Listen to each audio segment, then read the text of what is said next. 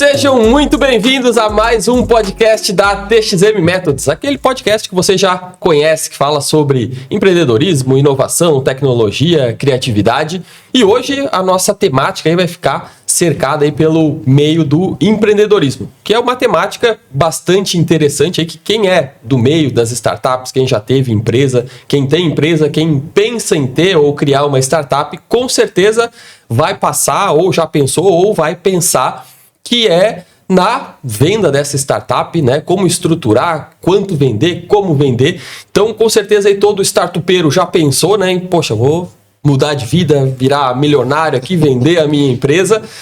Mas, para chegar lá, tem alguns riscos, né? Algumas pegadinhas, alguns entraves aí que, se você não pensar lá desde o início do projeto, talvez acabe complicando aí esse exit, essa venda lá na frente. Mas vamos falar ainda bastante sobre isso. Já pega a sua canetinha, o seu papel para anotar os insights aqui, para levar para o seu negócio. Até o Salomão fez uma postagem ontem, né, que ele recebeu várias canetas de brinde e tal, num evento. Ele falou, eu quero brinde útil, né? Quem é que utiliza caneta hoje em dia? Então, se você não utiliza caneta, já bota a sua IA para anotar os insights, que com certeza também vai anotar bastante coisa aqui para você aplicar no seu negócio. Então, hoje a gente está aqui com o David, com o Eugênio.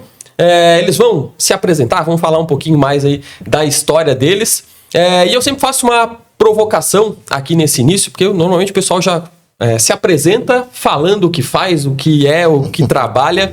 E eu quero que se apresentem aqui falando quem sou eu, quem é o David, quem é o Eugênio, sem dizer o que faz. Então, quem são as pessoas que estão aqui? Depois a gente conhece os empreendedores.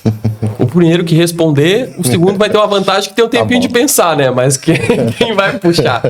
Bom, o meu nome é David e eu sou um entusiasta da inovação, do empreendedorismo e um apoiador fervoroso do crescimento de novos negócios, de negócios que já existem. Então, meu propósito ele é muito voltado para enxergar oportunidades e fazer com que essas oportunidades se materializem. Boa, mas quem é o David pessoa? O que ele faz? O que ele gosta de fazer? Gosta de surfar? Gosta de jogar? Quem é o David? Cara, eu tenho a felicidade de ter um filho e que ele é encantado por qualquer coisa que você der. Se a gente pegar uma caixa e disser assim, vamos inventar alguma coisa com isso aqui. Então, eu trabalho muito, então a minha outra ponta normalmente é o que nós vamos fazer? Para onde nós vamos?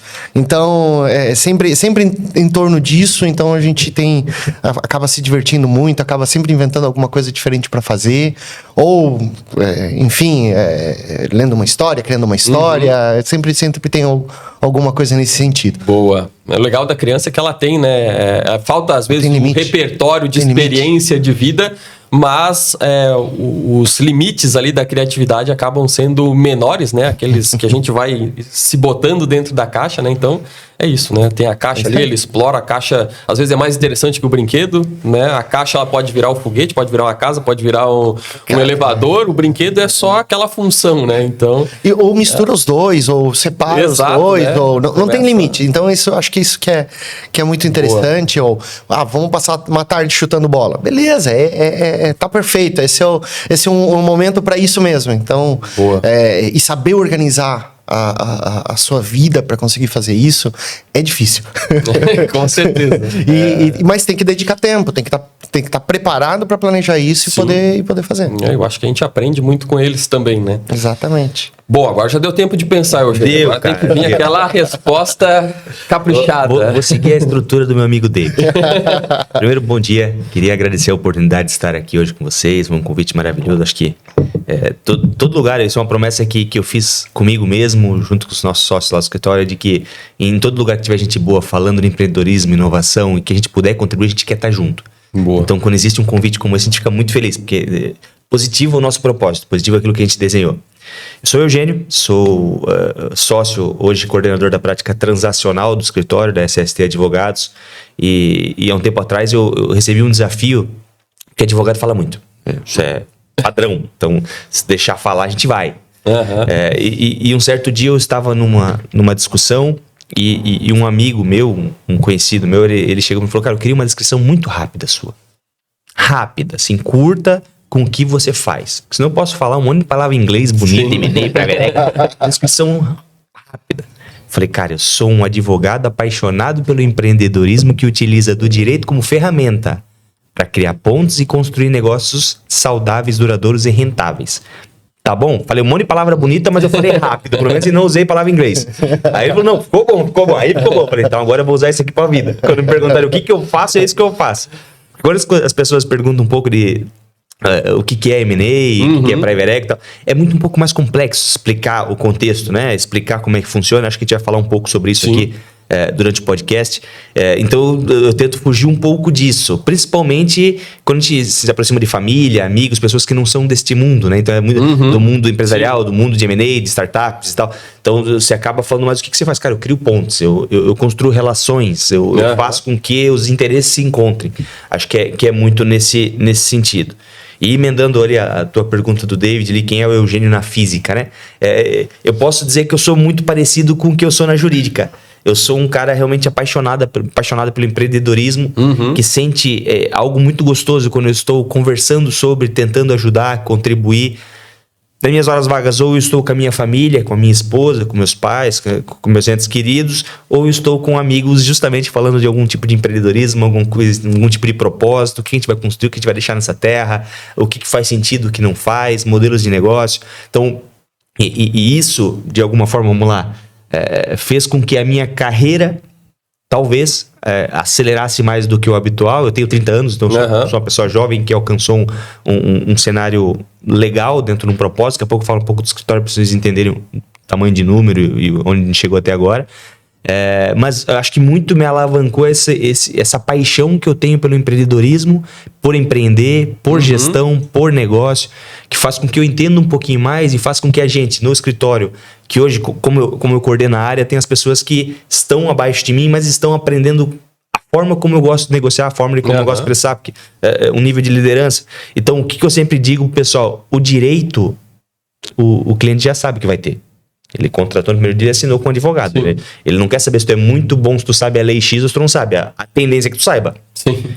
Né? Então, o que ele quer a mais? Ele quer o que você pode contribuir para ele. Então, o que nos cabe? Entender o negócio dele, entender um pouco de finança, entender um pouco de contabilidade, entender um pouquinho de que, às vezes, o que está na mesa para ele não é o melhor. Uma simples modificação faça com que o resultado seja muito maior do que o esperado. E é isso que nos gera valor. É o gerar valor pro cliente. Então, esse meu dia a dia na PF, que me faz me aproximar tanto do empreendedorismo fora jurídico, é um business novo, é um negócio novo, é uma incorporadora, é isso. Eu sempre tô falando com um, com o outro. Eu tô envolto de pessoas boas e que muitas delas já construíram coisas bastante importantes. Faz com que no meu trabalho, na SST, no escritório, eu possa, de alguma forma, compartilhar isso com os nossos clientes, dar esse apoio todo necessário na hora de construir uma transação, na hora de construir um projeto ou algo nesse sentido. E, cara, hobby pra mim, esporte, eu gosto um pouco de academia, embora não pareça, tô bem acima do peso, mas eu gosto de academia, eu jogo tênis, então tô muito nessa média, não tem nada acima do normal. Ainda não cheguei naquela fase de que eu tenho que fazer alguma coisa, ou Hyrox, ou fazer um triatlo. Vou chegar em algum momento, acho que eu vou ter que fazer alguém vai me dizer, tem que fazer um Ironman, eu vou dizer, cara, por que não? Eu não. Eu não. Mas por hora é só por esporte, prática mesmo, e é isso aí, cara. Maravilha. Eu também costumo falar que eu gosto muito de esporte. Não sou bom em nenhum, mas eu tô lá, né? É isso, tô ali. É isso aí. Tá. Onde o pessoal tá, trocando uma ideia, até porque tem que ter alguém pro pessoal ganhar também, né? Exatamente. Senão não dá empate sempre, né? Tem que ter alguém ali para ajudar. Bom, o Eugênio falou, né, que ele fala bastante, que advogado fala bastante. Eu esqueci de avisar vocês lá no início que a nossa ideia aqui é fazer 2 episódios, né? Então, de 40 minutos, 50 minutos ali, para que a gente tenha, né, tudo que a gente tem para falar, a gente consiga demonstrar e não fique tão cansativo, né? 2 horas você consiga aí adicionar esses podcasts aí à sua rotina. Então, vão ser 2 episódios, tá? Bastante coisa para falar. Mas queria, então, que vocês comentassem um pouco da empresa, como cada um chegou na empresa, o que ela faz, já até introduzi um pouquinho do assunto, mas para que a nossa audiência aqui entenda, né? Agora que a gente já sabe quem são as pessoas, como elas se conectam aqui à empresa. Claro, vamos lá. Então, deixa eu iniciar essa aí, daí depois você complementa. Por favor. De uma forma geral, o escritório, a SST Advogados, ela tem 23 para 24 anos de existência. Então, este que vos fala não foi um dos fundadores. Eu ia dizer, pulou cedo, né? Não estava nesse nível. Mas, cara, o escritório nasceu da terceirização do jurídico interno do que era a DataSul, uma empresa de tecnologia, acho que bastante conhecida aqui em Santa Catarina, foi comprada pela TOTVS em 2008, se eu não me engano. O escritório, em 2003, quando foi a sua fundação, tem uma história bastante legal. A DataSul estava estudando a terceirização do setor contábil, que era interno, eles queriam contratar um externo, etc. Tal, e acabaram fazendo essa mesclagem, ou seja, quem era o interno saiu, montou um escritório de contabilidade para atender a DataSul. E o Marco Silva, que é o nosso sócio fundador do escritório, é Silva, Santana e Teston, né? O Marco Silva trabalhava com o Leonardo Santana e com o Leandro Teston no jurídico interno da DataSul. Ao avaliar o movimento contábil, e aí vem o espírito do empreendedor que acende, Sim. ele falou, opa, peraí, posso apresentar um plano para vocês também, de talvez terceirizar o jurídico? Eu vou talvez até reduzir o custo, vocês não vão ter custo trabalhista, etc. Eu vou ter outros clientes, talvez faça sentido. Na época, o diretor financeiro desse falou, vamos ver, apresenta o plano. Marcos desenhou, escreveu, tal, vai sair eu, vai sair o Leandro, vai sair o Leonardo, etc. A gente vai montar o escritório e assim que vai ficar, aprovar. Montou o escritório, dia 1, único cliente, né? Então, Sim. Acho que o primeiro nome do escritório foi Marco Silva Advogados, passou 2 semanas, acho que o Marcos olhou no espelho e falou, cara, tá errado, não tá legal, Marco Silva Advogados. E aí ficou Silva Santana e Teston Advogados. Na época veio o segundo Silva, que também é sócio nosso lá, que é o Norival, que é irmão do Marcos, que é um brilhante advogado contencioso, estava se formando naquela época desse movimento. Então, montou-se o que era o Silva Santana Teston Advogados com o único cliente que era a DataSul. Mas E legal ali, a visão Mas empreendedora. pelo menos já tinha um primeiro cliente grande. Exato, né? Primeiro cliente grande. A Não visão começou do zero. empreendedora de identificar um problema, identificar uma oportunidade e criar um negócio. Né? Total. E dali pra cá, nesses 23 anos, muita coisa aconteceu. De fato, a gente nasceu da tecnologia, como o David falou nos bastidores ali, crescemos a tecnologia, respiramos a tecnologia. Nós fomos o primeiro escritório a ter uma decisão favorável no âmbito de questões relacionadas à tecnologia no sul do país aqui, uma decisão memorável à época sobre questão de ICMS, etc., sobre incidir sobre um produto ou se é um serviço, software, aquela questão de tu comprar lá na prateleira o software ou tu contratar ele na internet. Teve esse pioneirismo. A gente conseguiu trazer muitas empresas ou desenvolver muitas empresas de tecnologia aqui no sul do país e a gente teve o prazer de acompanhar. E, naturalmente, quando você inicia uma escala de conhecimento com o seu cliente, se você está lá no dia que ele abriu o CNPJ, é muito possível que se você fizer tudo certinho e se você for um bom parceiro, você vai estar no dia que ele vai possivelmente realizar. Então, o M&A foi um negócio natural dentro do escritório. Já existiam alguns e também no evento da venda da DataSul, a gente também esteve lá como assessor, principalmente dos acionistas principais ali, na época para vender para TOTVS. Acho que foi o primeiro deal do escritório, um bid de real, um grande deal, né? E dali, obviamente, a gente continuou, trabalhando com as TOTVS por alguns bons anos, desenvolvemos outros bons clientes. Só que as coisas vão acontecendo. Sim. O cenário vai crescendo, a empresa vai crescendo. Nesses 23 anos, a gente deixou de ser um escritório de tecnologia e passou a ser um escritório hoje conhecido como full service. Então, ou seja, a gente atende, nós temos todas as áreas do direito e atendemos a todos os nichos de mercado. Hoje, o escritório, para vocês terem uma noção de tamanho, estamos em 93 profissionais. Então, a gente tem uma sede em Joinville, temos uma outra unidade dentro de um parque tecnológico em Joinville e temos uma unidade nossa aqui em Florianópolis, que fica ali no Square SC, isso. Fica no Square SC ali, bem legal, bem bonita também. E dividimos esses 93 profissionais em todas as áreas do direito que refletem ao direito, ao dia a dia do empresário. Nós não atendemos pessoas físicas, somente ao empresário. E aí, de novo, com tantos profissionais e com tantas qualificações, a gente consegue destinar sempre o melhor atendimento e mais específico do cliente. Poxa, eu tenho um cliente de telecom que vai ter um problema trabalhista. Eu tenho lá advogada que tem muita experiência no telecom trabalhista. Eu tenho um cliente de tecnologia, e aí é a nossa praia. E aí qualquer um que tu pegar, fechar o olho e fizer assim, aquele ali vai ser bom em tecnologia. Porque de onde a gente veio, não tem escolha. Vai ter ali. E obviamente, né, falando um pouquinho do M&A nessa área, né? E também onde é que entrou o Eugênio nesse jogo, né? Eu entrei no escritório em 2016, tá? O Marco Silva, que é o fundador, foi meu professor na faculdade. E eu tava naquele momento da faculdade que ninguém sabe o que faz, né? E eu só tinha uma certeza que eu acho que eu não me aceitava bem, eu não conseguia me identificar. E aí, talvez de novo, como eu te disse, pela chama do empreendedorismo, eu não conseguia me aceitar muito com cargos estáveis. Então, muitos amigos meus da faculdade estavam, não, eu vou estudar para concurso, eu vou isso, porque eu quero segurança, estabilidade, eu quero construir uma vida estável. Eu tava muito na pegada, falei, eu vou advogar. Não sei para o que ainda. Aonde? Como, onde? Eu não sei para o quê. E eu tava nessa no 4º ano. E aí, de repente, do nada, entra um cara na sala de aula falando grosso. Não sei se vocês tiveram a oportunidade de conversar com o Marco Silva, se não, fica aí, deve ter uma roda de entrevista dele na internet. Ele é um cara extremamente aberto, expansivo de pessoas, tem uma voz alta, forte. Naturalmente alta. Natural ele dele. Preenche o espaço. Então ele chegou assim, muito boa noite a todos, meu nome é Marco Silva, eu sou advogado, sócio da SST Advogados aqui de Joinville, e minha área de atuação é societário e M&A. Eu falei, bonito, não fazia ideia do que é. Ver o que é. Nada, não fazia ideia do que é. E tá bom, ele começou tá ele explicando o que ele faz, o que era M&A. Ele falou, poxa, eu relaciono pessoas, eu negocio contratos, eu viajo o Brasil inteiro para fazer fechamentos de transação, viro noite fazendo isso, etc, tal.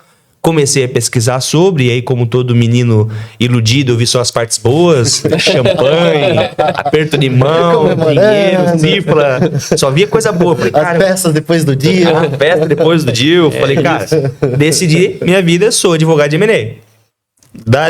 Daquele dia, até eu ser contratado, foram 6 meses. Foram os piores 6 meses da vida do Marcos. Eu mandava mensagem, eu mandava e-mail, eu incomodava, eu falei, eu quero trabalhar, eu vou trabalhar, eu quero trabalhar. Me abre um espaço pro cara, mas eu não tenho vaga. Cara, me bota, eu faço café, me bota aí, o que você quiser eu vou fazer. Com a liberdade de expressão, né? O que você quiser eu vou fazer dentro do permitido. E aí ele olhou pra mim e falou, cara, então faz o seguinte, tem uma vaga no Cível pra trabalhar com meu irmão. E eu acho que seria uma boa, por quê? Porque o M&A ele é uma matéria multidisciplinar. Você vai ter parte de base civil, parte contratual, parte tributária. Ele é vai dar uma olhada multidisciplinar. Quando você vai negociar uma transação de M&A, você vai passar um pouquinho por tudo. Então, vem trabalhar no civil, aprende a base legal do direito civil, que eu acho que vai ser muito bom pra você. Eu falei, tô dentro. Que ano começo? Pode ser segunda-feira? Tô indo. Fui, estagiário do civil, aprendi muito. Com o Norival, com o Cristiane, que hoje são meus sócios, que antes eles já eram, não era ainda. E ali eu comecei minha trajetória. Isso 2016, então faz 10 anos esse ano que eu estou no escritório.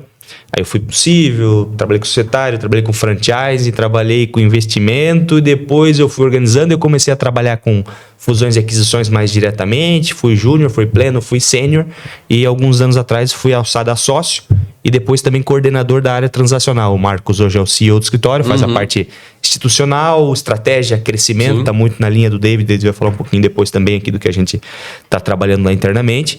E hoje eu conduzo o time transacional, são mais ou menos umas 14, 15 pessoas, entre M&A e due diligence e a área societária que acaba apoiando ele também. Hoje eu divido a parte da área societária com o Leonardo Santana, que é o sócio fundador também nominal. Ele toca a parte do dia a dia de societário e eu toco a parte transacional. Então, Eugênio, explica um pouquinho o que é o due diligence, só para due diligence posicionar bem. Tá, é um nome bonito para auditoria, tá? A auditoria prévia e legal, ou seja, jurídica, né? Que é até o momento que a gente vai, numa transação de M&A. Por que nós temos uma área de due diligence, né? É muito natural quando você está pelo comprador, que o comprador diga o seguinte, eu preciso contratar alguém para negociar a transação por mim, a parte jurídica, mas eu também preciso que alguém me diga os riscos dessa transação. Sim.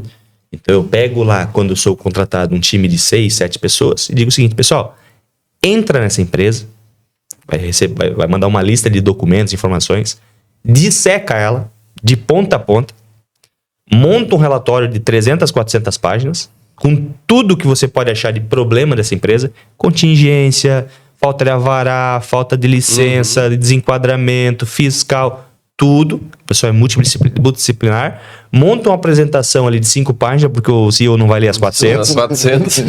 Com os riscos efetivos do que tem na transação. E nós vamos apresentar isso para o nosso cliente e dizer, meu amigo, A empresa que você está comprando, ela tem um risco possível trabalhista de 1 milhão, ela tem um risco possível ou provável tributário de 2 milhões, porque, poxa, estavam pagando uma alíquota fora do necessário, ou eles estavam se apropriando de um benefício que não nos cabiam. Tem aqui um risco contratual, tem aqui esse contrato que tem uma cláusula que, se vocês tiverem o vencimento, se vocês fizerem a transação sem ter uma autorização prévia dessa parte contratante, ele pode dar o vencimento desse contrato e você vai ter que pagar uma multa. Nós achamos aqui, ó, entre os 3 mil contratos que a gente avaliou 1 a 1, tinha essa cláusula aqui nesse meio. Aí é normal ter, não sei, alguém achou bonito às vezes e colocou, mas tem a cláusula que, se eventualmente você trocar o controle da companhia, da tua empresa, sem você pedir autorização, pra ninguém, aí dá ruim. Então, ou seja, é isso que a gente monta e isso facilita depois o meu trabalho de negociação quando eu estou com o comprador. Porque daí, quando eu voltar para o vendedor, eu vou voltar, meu amigo, lembra do preço de X? Ele se mantém. Só que a estrutura de pagamento eu preciso organizar. Por quê? Porque olha só, tu tem um risco trabalhista de X% aqui. Tem um risco tributário de X, isso pode se manifestar até em 5, 6 anos, depende da matéria. E eu preciso equalizar isso na minuta para que, se isso acontecer, eu tenha como ser ressarcido. Afinal, o preço da transação não está considerando o teu risco. O preço da transação está considerando o teu tamanho, a tua projeção, os teus números econômicos. Então, eu não posso te pagar 10 milhões que é o combinado e eu ter 3 milhões de prejuízo porque teve perdas de um período em que era seu, em que você, muito provavelmente, teve um benefício econômico. Ah, mas por que o benefício econômico? Cara, tu pagou PJ por 5 anos. Aquela PJ mesmo, o cara não podia, era para ser um CLT. Tu pagou o cara por 5 anos. Isso significa que você deixou de pagar FGTS, você deixou de pagar INSS, uma série de outras coisas. O que isso significa? Que gerou mais caixa. Se você não gerou mais caixa, gerou mais lucro. Se gerou mais lucro, caiu no teu bolso. Então, tu teve um benefício econômico por 5 anos. Ah, mas eu não distribuí mais lucro porque eu nunca distribuí lucro. Tu cresceu mais. Tu usou aquele caixa para crescimento. Então, tu teve um benefício e eu que te comprei não posso ter só o malefício. Entendeu? De ter o prejuízo, ter o pagamento. Então, isso tem que ficar equacionado. Então, é com base no material de due diligence que a gente negocia essa transação. Por isso, dada a importância. Então, a gente tem um time que faz somente isso. Nada além disso. Avalia o contexto das empresas e emite um parecer com a totalidade dos riscos do negócio. Boa. Eu pedi para ele explicar um pouquinho sobre essa área, porque ela não é uma área muito habitual dos escritórios terem. Mas como a gente tem uma quantidade grande de transações, ter uma área focada só nisso é extremamente importante e melhora muito a qualidade da prestação de serviço que a gente tem. É algo que está conectado, né? No final das contas, não dá para você comprar, vender, fazer uma fusão sem ter sem mergulhar uma due diligence, porque inclusive os nas riscos, pessoas. quer dizer, dá, né? Sempre dá. Mas o risco acaba crescendo, né? Isso aí. E o David? Chegou faz pouco tempo, mas já com uma missão interessante. Conta um pouquinho pra gente. Bom, eu fui advogado que cuidava da parte societária da Tigre S.A., Tubos e Conexões. Hoje acho que está até com outro nome, mas eu cuidava de toda a parte societária internacional. Depois, com o tempo, eu cuidei da parte nacional também e de todas as fusões e aquisições do grupo durante o período que eu estive lá, da parte jurídica. Eu saí de lá e saí da Tigre e disse, bom, vamos tirar um ano sabático. O meu ano sabático durou algo em torno de 2 meses e meio. Um grande ano. Eu já não aguentava mais. E eu falei, não, deixa eu bolar. O que eu posso construir? O que eu gostava? E eu lembrava que a minha carreira antes da Tigre tinha começado com propriedade intelectual, com marcas e patentes. Eu gostava muito. Na Tigre também eu cuidei da propriedade industrial, porque eu gostava, simplesmente porque eu gostava muito.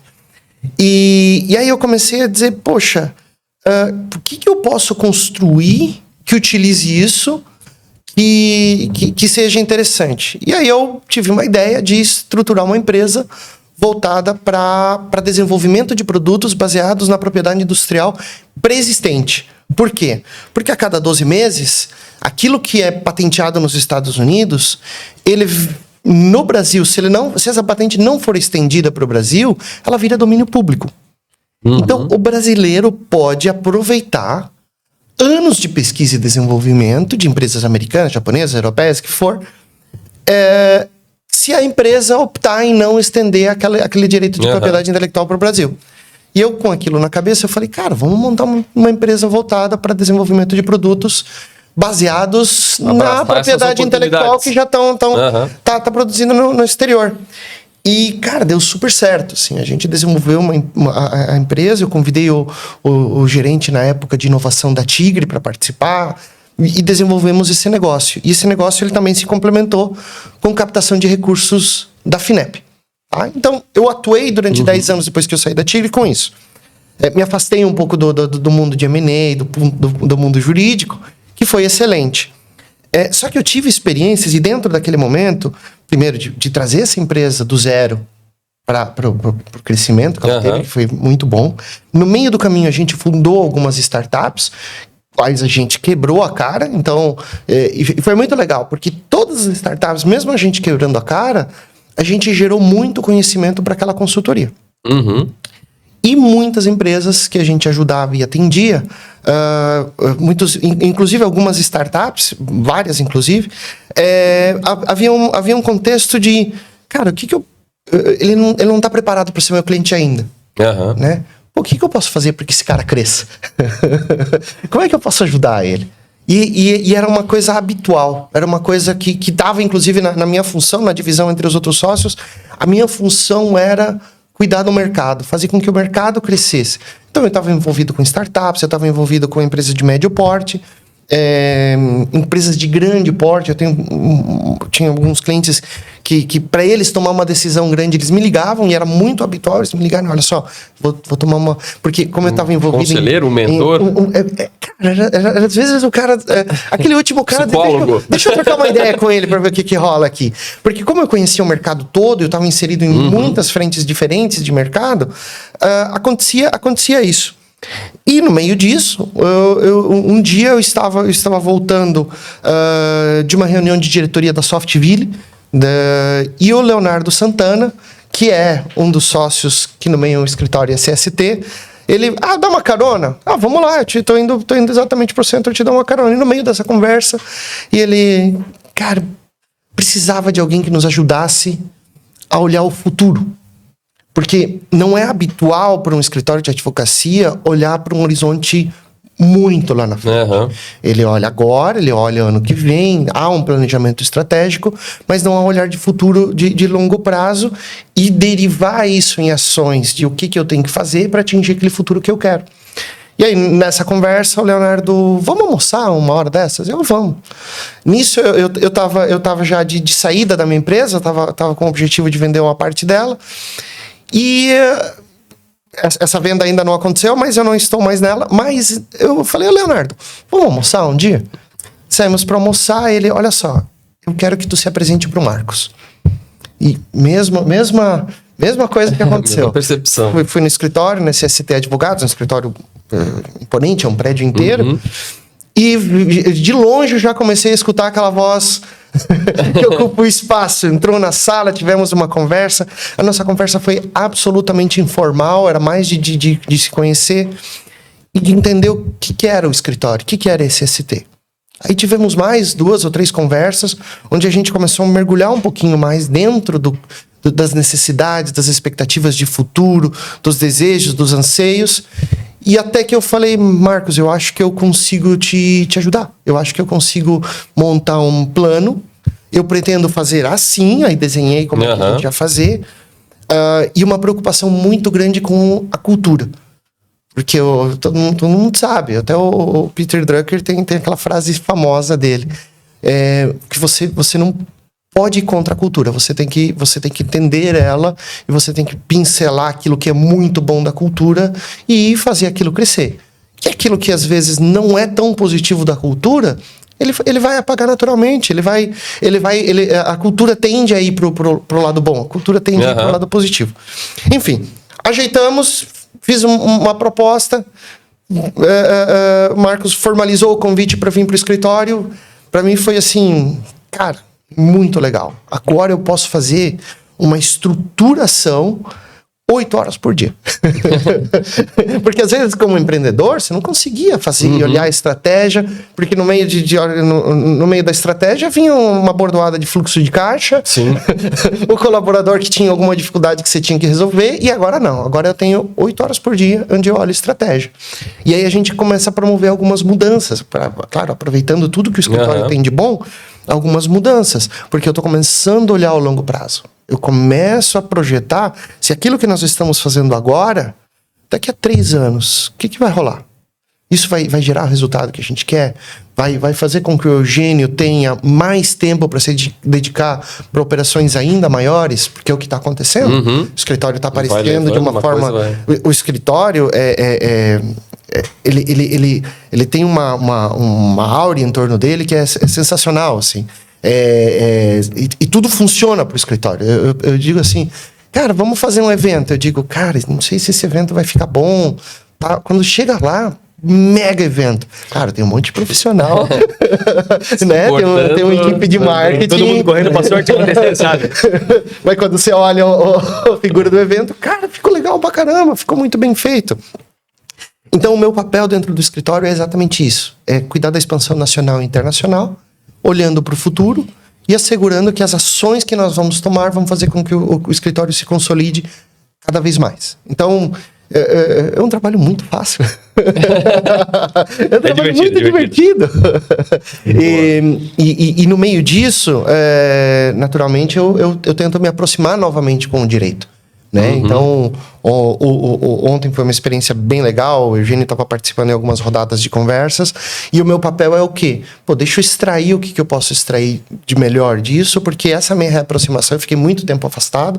Essa minha reaproximação vai fazer com que eu ajude o escritório ainda a tomar decisões voltadas para seus clientes lá na frente. Então, esse é basicamente o meu papel hoje. Excelente. Bom, a gente traduziu ali a due diligence, né? Mas a gente tem falado muito de M&A. Pode ser que algum dos espectadores ainda não saibam, né, a sigla, o que significa, o que é. Vou pedir para vocês explicarem, assim como tu falou, né? E às vezes eu faço a provocação para as startups, né? Tá, mas me explica a tua startup como você explicaria para minha mãe. Ou eu boto às vezes no slide a foto da minha avó lá e falo, agora explica aí para dona Wanda o que a startup faz. Deixa eu fazer um adendo aí. A SST, como ela nasceu dentro do ecossistema da DataSul, ela nasceu de dentro da DataSul, ela tem um entendimento de software além da média, assim. Ela sabe como funciona um software, ela sabe como se discute um contrato de licenciamento de um software, e isso já vem do DNA, desde antes da sua origem.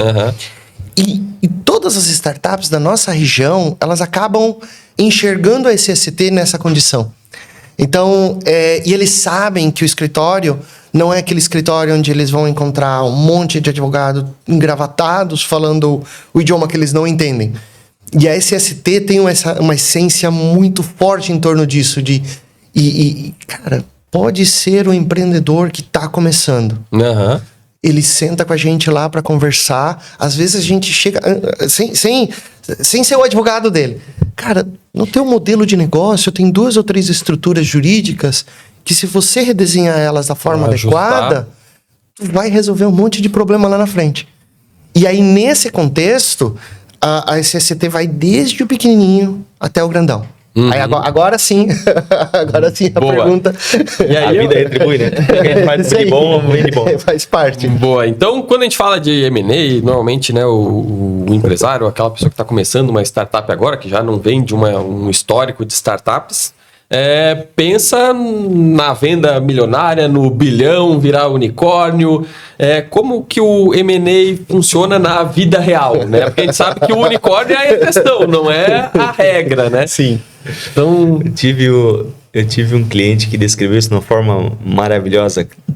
Obviamente é uma caricatura, é engraçado, não é assim a vida real. Mas M&A, ele basicamente qualificou como mentira e angústia. Tu acha, agora... Tô rico, estourei. Opa, não é tão assim. Agora vai fechar amanhã. Não, peraí, mais 6 meses. Então, é uma mistura um pouco disso, né? De realidade. Narrativa e percepção, acho.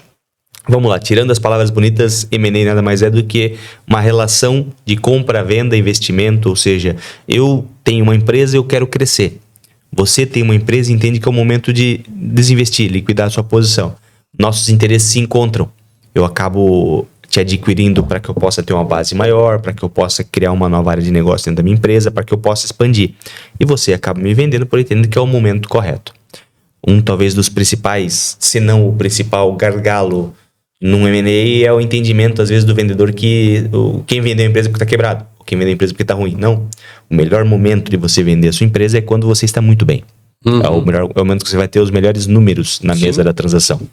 Então, quebra já esse paradigma de que a empresa tal comprou a empresa tal. Pô, mas eles estavam tão bem, por que venderam, né? Porque era o momento, talvez. Talvez eles venderam porque estavam tão bem. Então, nada mais é do que isso. São interesses que se encontram. E aí, tu pode ter uma infinita forma de fazer isso. Os nomes de mercado bonitinhos, como Venture Capital, Private Equity, M&A, nada mais é do que são estágios e modelos diferentes de fazer a mesma coisa. O Venture Capital é um investimento na empresa. Eu penso no futuro. Eu tenho um fundo, faço uma gestão de captação de investimento, eu vou lá, levanto dinheiro com um monte de gente, passo o chapéuzinho, pego esse dinheiro e digo, olha, eu vou devolver para vocês, na média de 20% ao ano, quero um prazo de 5 a 10 anos para poder desinvestir, e é isso que vai acontecer. Esse foi o fundo. Então o fundo ele já tem, não é bem ali não é um M&A, ali é mercado de capitais, mais ou menos, ele vai captar recurso no mercado. Aí ele pega esse dinheiro, ele levantou um fundo de 10 milhões, vamos dizer, no Venture Capital ali, ou de 50 milhões, e ele vai fazer 10 investimentos de 5 mil, essa é a tese, 5 milhões, essa é a tese dele. Então ele vai buscar empresas que estejam no estágio adequado e que possam, na projeção dele, na modelagem dele, dar um retorno esperado de X vezes o valor investido.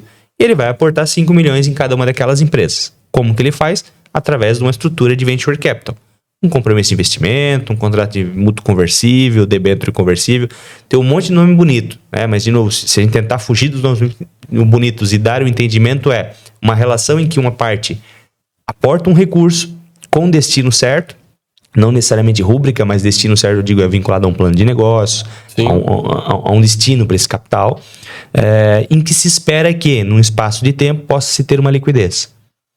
Todo e qualquer fundo, principalmente de Venture Capital, que vai entrar numa empresa, ele já está entrando pensando em sair. Sim. Então, todo o planejamento, toda a discussão, a negociação do contrato é voltado para sair. Então, ou seja, vai ter discussões sobre liquidez, vai ter cláusulas específicas tratando sobre isso, porque é o objetivo daquele fundo.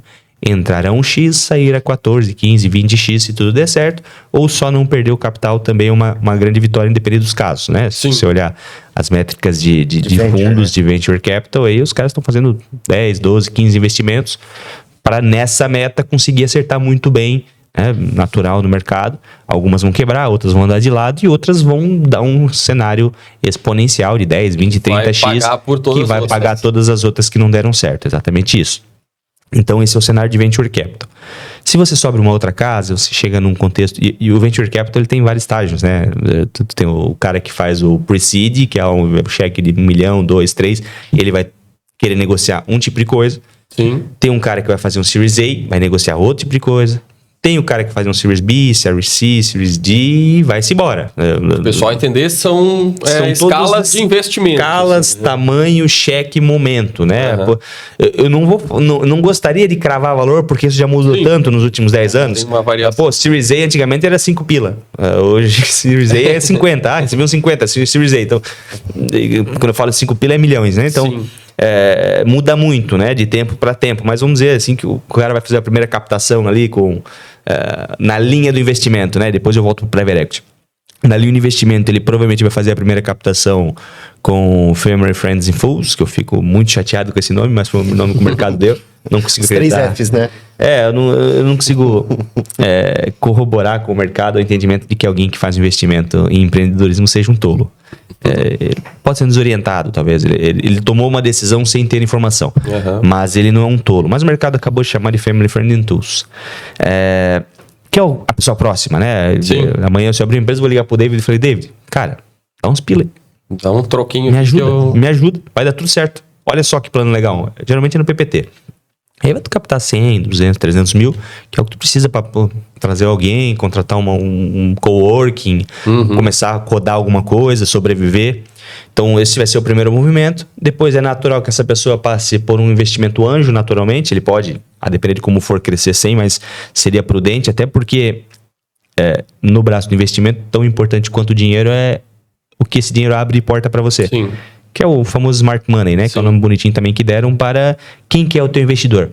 O teu Family Friend Fools provavelmente não vai te abrir muitas portas.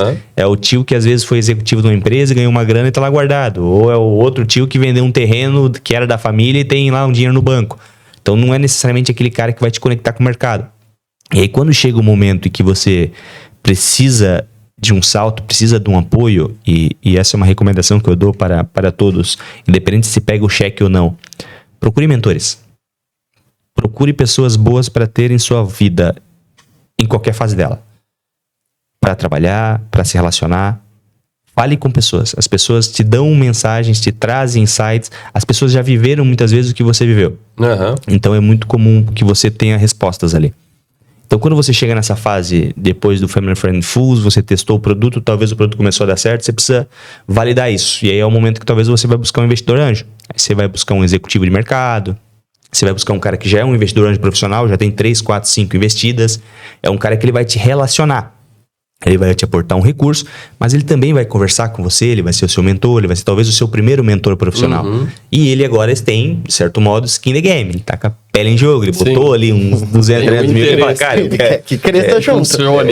Tem que virar, então eu tô aqui disponível, me use e procure. E aí, obviamente, você vai talvez validar o seu produto. Você pode ou não passar por uma aceleradora para ter também um conhecimento técnico, outra base, aumentar o seu número de mentores ali, de seu apoio. E aí depois, eu acho que daí você entra no famoso track de VC, que é o momento que você fala, poxa, testei meu produto tem validade lá, cheguei no MVP, é hora de tracionar. Então, se é hora de tracionar, faz sentido que eu precise de capital. Por quê? Eu posso crescer bootstrapping, que também é um nome bonito para próprias pernas. Perdão. Eu gosto de sempre falar do nome bonitinho. Próprias pernas. Próprias botas, né? As botas, né? Porque as próprias pernas acho que fica melhor porque a pessoa vai caminhar, não vai precisar de ninguém. Faz mais sentido que você o faça desde que o seu negócio seja suficientemente produtivo de caixa para que você não fique parado no tempo ou crescendo muito devagar. Porque, vamos lá, se você falar do tecnologia, ainda mais com IA, sim, a cada 6 meses uma empresa está matando a outra. Algum investimento te atropela. A tua própria empresa tem que te matar. Tu tem que olhar para um cenário em que a tua própria empresa vai se desenvolver a ponto que 5 anos atrás você fala, cara, eu fazia isso e dava certo. Loucura. Então é mais ou menos isso. Então o capital ele é gasolina. Então você pode eventualmente seguir sem? Pode. E provavelmente os maiores resultados financeiros devem advir disso. Porque, obviamente, quando você recebe um investimento e entrando no escopo operacional, você é diluído. Você perde uma fração, você entrega uma fraçãozinha da sua empresa por um percentual, por um valor. E essa fraçãozinha você pode ser muito, pode ser pouco, pode ser exacerbado demais e você erra a mão. Acontece muito. Às vezes o tio lá que botou 200 mil levou 40% do negócio. Como é que tu vai captar daqui em diante? Quanto que tu vai dar? Então tu vai ter que chamar o tio e falar, pois é, tio. Olha só que coisa, né? Tio, começou a dar certo aqui. E aí tu vai pegar um chocolate, e acho que a técnica do chocolate é muito boa. Pega o chocolate e fala, tio, o tio prefere ter... e aí tu corta só uma barrinha. Tio, o tio prefere ter 40% dessa barrinha? O tio prefere ter 10% dessa barrona? Ele vai fazer conta. Às vezes faz mais sentido. E aí essa é a ideia. Tio, eu só cresço se o tio baixar, e só que o tio vai fazer parte de uma coisa muito maior. Então o percentual menor vai representar mais dinheiro. Ok. Então tu é diluído. Quando tu é diluído, em um futuro evento de liquidez, se você entrar no track de VC, você vai ter que ter uma liquidez. Você pode até virar lifestyle business, IPO, etc. Tal, mas a lógica é que você vai ter que vender. Ou os fundos vão vender e você vai ficar, mas a tendência é que você venda junto. Você vai ter menos. Então tem muito empreendedor que, se você procurar na internet, você vai ver muitas histórias. Acho que tem até um público que é bastante famoso, que é o Thales Gomes, do Destax. Então ele foi tão diluído que, quando ele fez um deal de bilhão, ele ficou com alguns poucos milhões. Eu não sei. Eu não sei te dizer, mas. É bem comum isso, tá? Sim. Eu não sei te dizer, mas eu ouvi falar no mercado que foi algo na casa do 10 a 15 milhões. Não é pouco dinheiro, mas não é muito, tá? Se você olhar pro mercado, não é. Se tu for ver, né, o montante. Vendeu 1 bilhão, ganhou 10 a 15 bilhões. Não faz muito sentido, entendeu? Só que, claro, ele construiu tudo aquilo.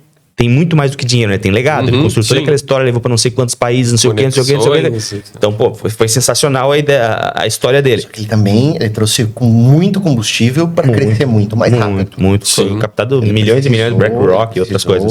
Subir muito. Bom, antes de entrar agora, porque agora vocês tocaram num assunto interessante, mas até para gerar aqui uma curiosidade, né? A gente está chegando aqui já nos 40, 45.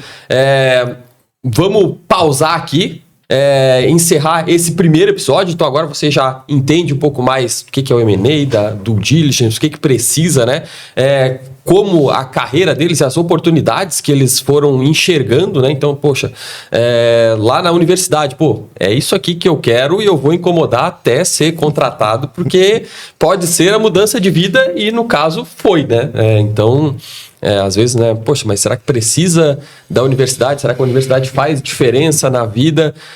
Claro, quando a gente está falando da advocacia, tu precisa fazer, porque tu precisa chegar a ter a OAB, né? Mas muita gente passa por ali como se fosse uma etapa só, né? Então não aproveitam tanto quanto poderia, né? E aqui a gente vê que, poxa, enxergou a oportunidade, enxergou o caminho e conseguiu trazer, de fato, uma linha ali que mudou a história, dá pra dizer, né? Porque se tivesse ido por outro caminho, né? A gente talvez e é uma opção não também. estaria aqui ou estaria aqui falando de outra coisa, né?